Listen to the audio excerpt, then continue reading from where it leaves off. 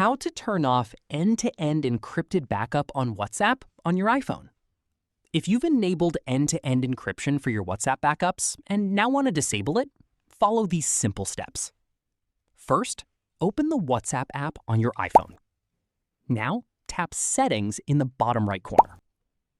Next, tap Chats, and then select Chat Backup.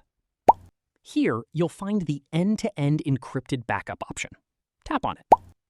You'll see information about your encrypted backup. At the bottom of the screen, tap Turn Off. You may then be asked to enter your backup password or use another verification method to confirm your identity. WhatsApp will ask you to confirm that you want to turn off end-to-end encryption for your backup. Tap Turn Off again. Once the process is complete, your WhatsApp chat backup will no longer use end-to-end encryption. And that's how you can turn off end-to-end encrypted backup on WhatsApp on your iPhone. If this video helped, don't forget to like and subscribe. Thanks for watching.